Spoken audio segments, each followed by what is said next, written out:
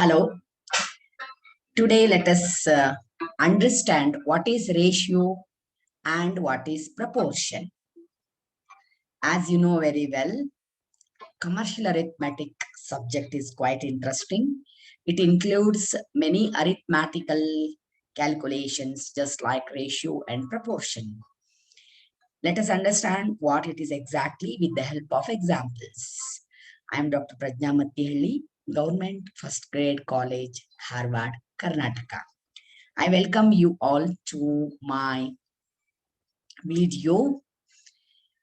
As you know very well, knowledge is just like the waterfalls. It is beautiful, mind-blowing, and also life-giving. Only the thing is, we should know how to appreciate it. That's all. Hello, students. What is ratio? The relation between two quantities of the same kind expressed as the number of times one quantity is greater than or lesser than the other. Then it is called as ratio. Okay, here in case of ratio, there will be two expressions. First quantity is called as antecedent and the second one is called as consequent. The ratio may be indicated as a fraction of the two or simply in the form of antecedent and consequent. You can't understand without the example. Okay. For instance, rupees 20 is 2 times rupees 10, isn't it? 10 into 2, that is 20. So 20 is 2 times rupees 10. And the ratio of two quantities may be 20:10. It can be expressed as 20 upon 10 also. If you express it as 20 divided by 10, then we can divide it and it will be 2. The ratio between these two. I hope you have understood what is ratio. In the same way, what about the proportion? There are two terms, ratio and proportion. Proportion means what? Proportion means there will be 4 quantities. 4 quantities are said to be in proportion when the ratio of the first to the second is equal to the ratio of third to the fourth. So, 4 quantities together are called the terms of the proportion. First and the last are called as extremes. And middle one, that is second and the third, are called as means. In a proportion, product of the extremes is equal to product of the means. Let us understand it with the example of some numbers, okay? See here, 3:8. This is one relation. 6:16 is another relation. In this case, we have expressed 4 quantities. Here, 3 is the first one, 8 is the second one, 6 is the third one, and 16 is the last one. 3, that is first one, 16, that is the last one. These are togetherly called as extremes. 8 and 6 are called as means. And the law says that product of the extremes is equal to product of the means. That means 3 and 16, if you multiply them, the product will be equal to the multiplication of 8 and 6. So just verify it whether it is true or not. 3 into 16, that is the product of the extremes. 16 3s are 48. Then product of the means middle one, 8 into 6. 8 6 ja, that is also 48. So product of the extremes is equal to product of the means. Okay. And proportions may be of two types, direct proportion and inverse proportion. What do you mean by direct proportion? Here, quantities are said to be in direct proportion when the increase or decrease in one kind is accompanied by the increase or decrease in the other. That means if cost of 2 kg of sugar is rupees 100, cost of 10 kg of sugar, automatically when the kg, that is quantity, is increased, automatically the price gets increased. So increase in one quantity accompanies with the increase in the second one. If it is decreasing, the other one will also decrease. Then we call it as direct proportion. Here, kgs should come in one place, amount should come in another place. 2 kg, 10 kg, they should come together. 2 is to 10. And the amount, the price of the sugar, it comes in another portion, that is 100, and we don't know the other, so we have kept it as x. So 100 is to x. Now we have to multiply the extremes, and also we have to multiply the means. Extremes 2 in one place, another place x. So 2x. 10 and 100. So 10 into 100. Now the x, 2x is equal to 10 into 100. X is equal to 10 into 100 divided by 2. That is nothing but the 500. So sugar of, that is 10 kg will be rupees 500.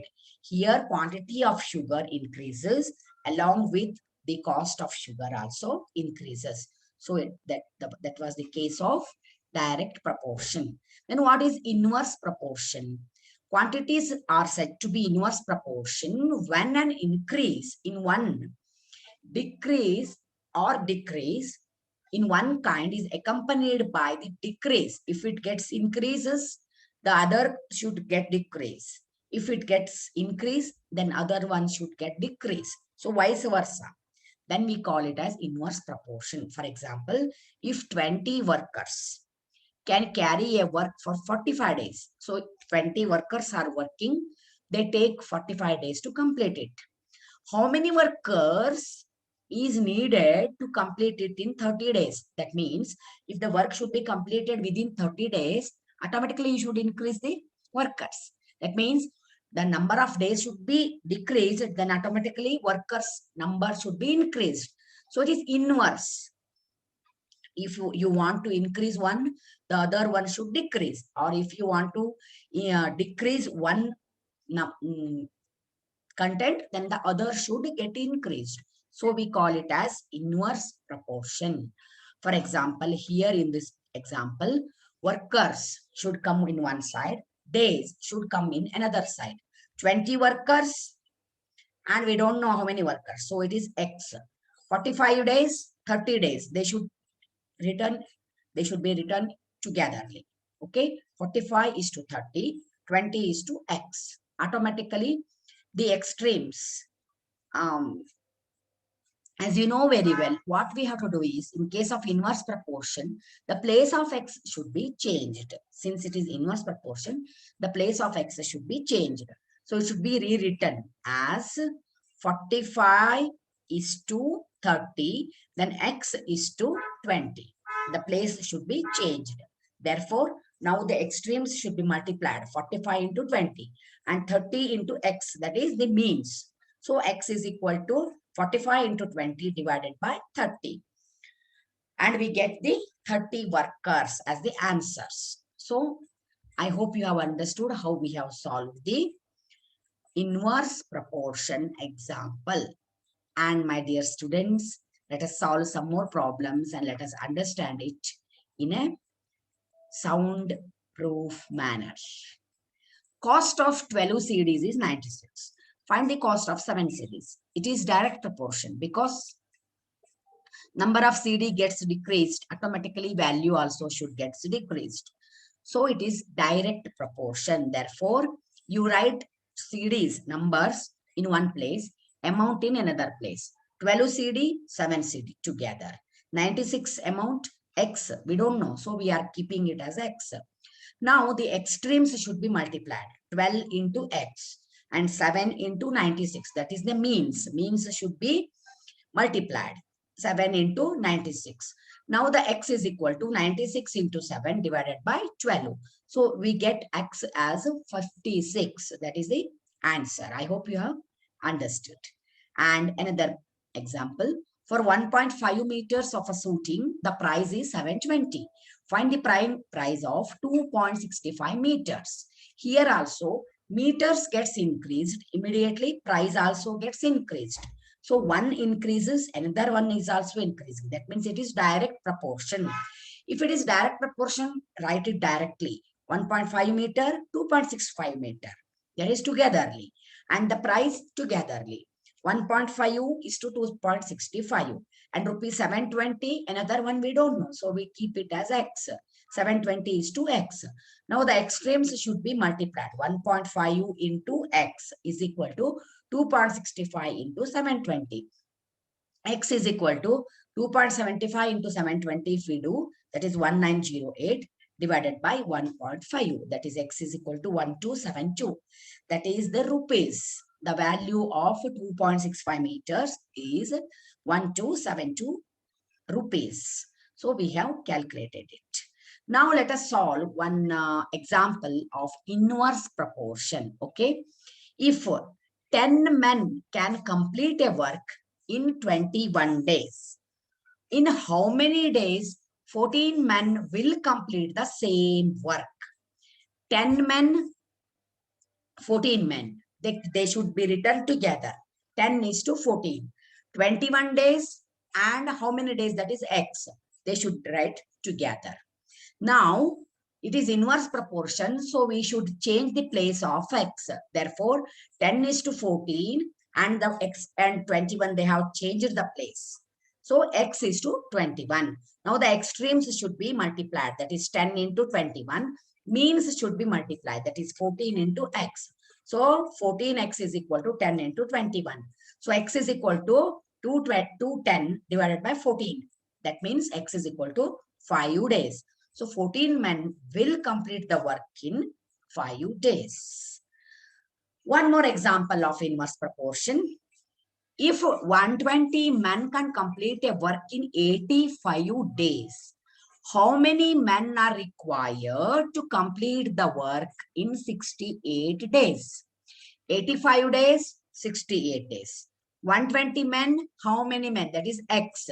So you write them together, okay? 85 days, 68 days, 120 men and x men. So x has to change its place as it is inverse proportion. Immediately it becomes 85 is to 68, x is to 120. And multiply the extremes, 85 into 120, multiply the means, that is 68 into x. So 68x is equal to 85 into 120. X is equal to 10,200 divided by 68. That is x is equal to 150. So 150 men are required to complete the work in 68 days. I hope you have understood the way of solving the problem. My dear students, let us go for more number of problems. One more problem is, if 15 men do a piece of work in 20 days, in how many days will require to complete the work for 60 men? 15 men, 60 men. 20 days, x days. Therefore, now it is inverse proportion. Therefore, the place of x should be changed. 15 is to 60 and place is changed, x is to 20. So extremes is now 15 into 20 and the means 60 into x. So 60x is equal to 300. X is equal to 300 divided by 60. That is 5 days. Therefore, 5 days are required to complete the work for 60 men. My dear students, I hope you have understood how I have solved the problem. The way of solving the problem is known to you, and I request you to give me the feedback for my improvement. And in my next video, I'm going to tell you about the compound proportions. That means if more number of things are there in one proportion, we call it as compound proportion or complicated proportion. So let us solve some more problems in the coming videos, and I wish you all the success for your future and also for the education. Thank you, my dear friends. Thank you.